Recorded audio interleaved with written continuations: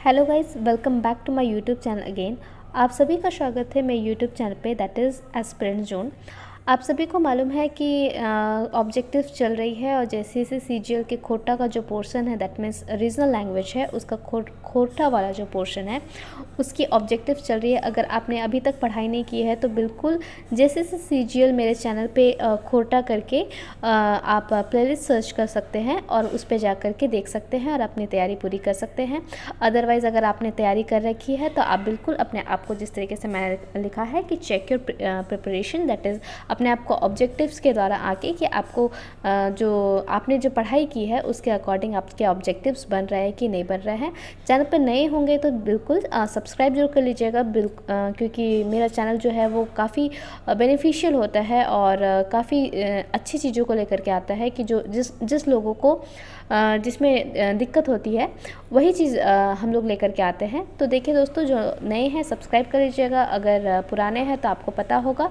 तो चलिए स्टार्ट करते हैं। सबसे पहले ऑब्जेक्टिव्स। तो देखिए दोस्तों, इसमें मैंने डाह जो नाटक है आपका, इस पोर्शन के सारे मतलब पूरे नाटक को निचोड़ करके जो महत्वपूर्ण प्रश्न निकल रहे थे। और आपको पता है, अगर आप पुराने सब्सक्राइबर हो मेरे चैनल के, तो आपको पता है कि मैं इजी क्वेश्चंस जो होते हैं वो बहुत ही मतलब बस टाइम टेकिंग और व्यूज़ बढ़ाने या वॉच आवर बढ़ाने के लिए मैं उस तरह के क्वेश्चंस नहीं लेकर के आती हूँ। ऑब्वियसली जो इम्पॉर्टेंट है, जो सटीक है, जो मे बी वेरी करता है या फिर दिमाग में जो हार्ड होता है, उस तरह के क्वेश्चंस को लेकर के आती हूँ। तो मैंने ये निचोड़ निकाला है, तो बिल्कुल देख लीजिएगा और कमेंट में स्कोर ज़रूर बताइएगा दोस्तों।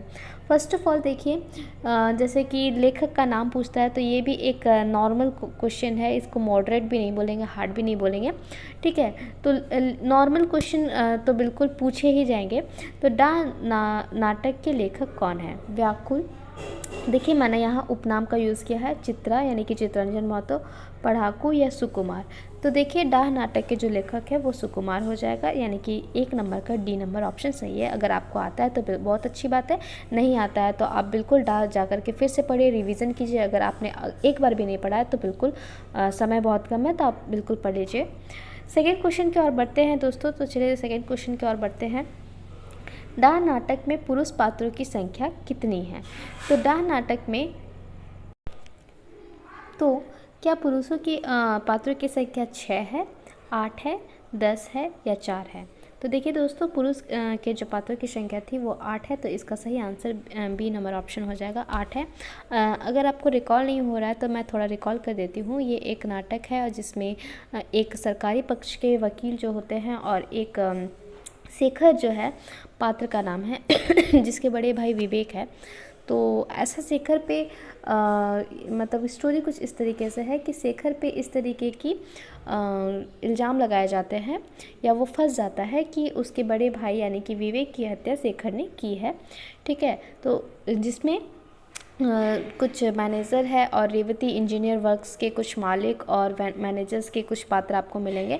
तो मैं ये सब जो है वो रिकॉल करने के लिए आपको बता रही हूँ, ठीक है। अगर आपको रिकॉल हो गया है तो आगे की ऑब्जेक्टिव्स आपको सही से बनेगी, ठीक है। आगे बढ़ते हैं। थर्ड नंबर क्वेश्चन कहता है कि डाह नाटक में स्त्री पात्रों की संख्या कितनी है? तो स्त्री पात्रों की संख्या, पुरुष पात्रों की संख्या, बिल्कुल भी ये सब बहुत इंपॉर्टेंट क्वेश्चन बनता है, तो ये सब जरूर याद रखिएगा। और ये सब में मिस्टेक होता है, ठीक है। तो ये मिस्टेक्स जो है आपको नहीं करना है, इसलिए ये सब अच्छे से कर लिए, इस मिस्टेक्स को नहीं करना है। तो क्या 3 है या 2 है या 1 है या 8 है? तो देखिए दोस्तों, स्त्री जो पात्रों की संख्या है वो डाह नाटक में 2 ही है, ठीक है। तो वो 2 पात्र कौन कौन से हैं? चूँकि 2 ही है तो इससे क्वेश्चंस बन सकते हैं। सुगिया और मुनिया, रश्मि और ललिया, रचना और भावना, ये इनमें से कोई नहीं। तो देखिए, 2 स्त्री के पात्र हैं, रचना और भावना, जिसे मैं आपको लास्ट में दिखा भी दूंगी कि पात्रों की संख्या और पात्र में कौन कौन से, फिर से एक बार रिकॉल भी करवा दूंगी, ठीक है, ठीक है। शेखर और विवेक, क्वेश्चन नंबर 5 कहता है, शेखर और विवेक में क्या संबंध है? तो जिस प्रकार मैंने अभी आपको रिकॉल कराया था उसके अकॉर्डिंग ही आप आंसर दें। तो देखिए, पहला नंबर ऑप्शन क्या है? शेखर विवेक का चाचा है, शेखर विवेक का बड़ा भाई है, विवेक शेखर का बड़ा भाई है या इनमें से कोई नहीं। तो जिस प्रकार मैंने अभी बताया था कि शेखर पे इल्ज़ाम है वो अपने बड़े भाई विवेक की हत्या का, तो ऑब्वियस सा बात है कि विवेक जो है वो बड़ा भाई है, तो विवेक शेखर का बड़ा भाई है। तो उसके हिसाब से हमारा जो सी नंबर ऑप्शन है वो सही हो जाता है। चलिए दोस्तों आगे बढ़ते हैं क्वेश्चन नंबर 6 की ओर। ध्रुव सिंह खेती नहीं, रेवती इंजीनियरिंग वर्क्स में किस हैसियत से कार्य करता है। तो नाटक के अकॉर्डिंग, सुकुमार जी के नाटक यानी कि डाह के अकॉर्डिंग, ध्रुव सिंह जो है वो रेवती इंजीनियरिंग वर्क्स में मैनेजर है, सुपरवाइज़र है, नौकर है या मालिक है। तो सिंपल सा बात है, रेवती इंजीनियरिंग है तो मालिक तो नहीं, इस तरीके से आप कंक्लूज़न निकाल सकते हो। तो ये मैनेजर के पोस्ट पे है, ठीक है। तो ध्रुव सिंह वहाँ का मैनेजर है, याद रखिएगा, रेवती इंजीनियरिंग वर्क्स में। 7 नंबर क्वेश्चन कहता है कि गुप्ता जी किस पक्ष के वकील हैं। तो गुप्ता जी शेखर के पक्ष में से वकील है। जिस प्रकार का नाटक जो रची गई है तो दृश्य वगैरह जो है कोर्ट के जो है उसमें आपको पता चल जाएगा। शेखर के पक्ष में है, शेखर के विपक्ष में एक सरकारी वकील है या इनमें से कोई नहीं। तो देखिए गुप्ता जी जो है, 2 वकील होते हैं, एक गुप्ता जी है और एक बख्शी जी है। तो याद रखिएगा गुप्ता जी है वो एक सरकारी वकील है जो शेखर के विपक्ष में है। तो इससे 8वां नंबर क्वेश्चन आपका अपने आप बन जाएगा कि बख्शी जी जो होंगे वो किस पक्ष के। तो ऑब्वियस सा बात है शेखर के ये शेखर के विपक्ष में मैंने लिखा है, तो इसका जो सही आंसर हो जाएगा शेखर के पक्ष में, ठीक है। तो इस प्रकार हम लोग का जो क्वेश्चन है इस तरीके से हमारा बन रहा है। तो चलिए मैं आपको दिखा देती हूँ कि डाह का जो प्रमुख एक ओवरऑल व्यू और उस पर किस तरीके से पात्र के अकॉर्डिंग ही हम लोग पूरा कहानी समझ लेंगे और एक बार रिकॉल हो जाएगा तो हम लोग उसको भी कर लेते हैं।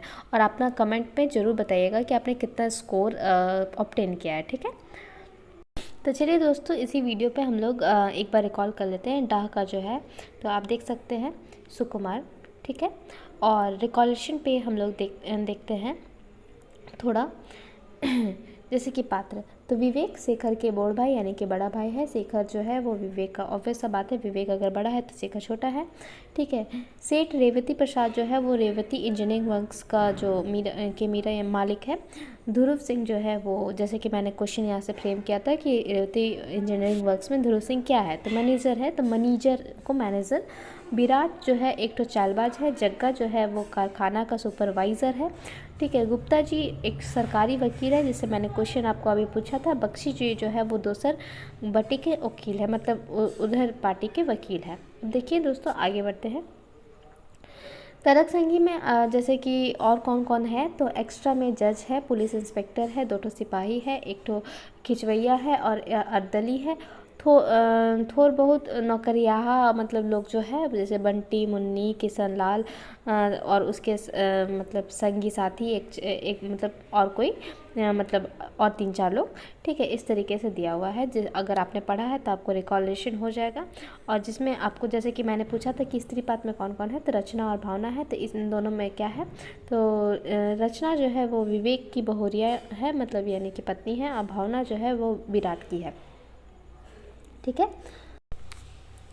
तो इस प्रकार जो मोस्ट इम्पॉर्टेंट क्वेश्चंस बन रहे थे, तो नॉर्मल क्वेश्चंस ऐसे भी मैं बनाती नहीं, ठीक है। तो इस तरीके के जो इम्पॉर्टेंट क्वेश्चंस हैं वो आपको एक ओवरऑल आइडिया भी मिल गया है और मैंने रिकॉल भी करवा दिया है आपको। तो जिस तरीके से चेक योर प्रिपरेशन मैंने मैराथन ये चलाया है, तो मैराथन को आप बिल्कुल फॉलो करें। और इसके पहले भी जो आपके कंटेंट्स है जो खोटा के रीजनल लैंग्वेज के, उसके ऑब्जेक्टिव्स के साथ साथ आप जेएसएससी सीजीएल खोटा के प्लेलिस्ट पे जा कर के अपनी तैयारी भी पक्की कर सकते हैं। और बिल्कुल चैनल पे अगर नए हैं तो मैं फिर से बोलूँगी कि सब्सक्राइब तो बिल्कुल कर ही ले। लोगों से अगर आपको अच्छा लगता है तो लाइक ज़रूर कीजिएगा और शेयर ज़रूर कीजिएगा, और साथ ही साथ अपने दोस्तों के साथ शेयर कीजिएगा और कमेंट में ज़रूर बताइएगा कि आपका कितना स्कोर आता है, ठीक है। तो तब तक के लिए धन्यवाद, और वीडियो के अंत तक बने रहने के लिए बहुत बहुत थैंक यू।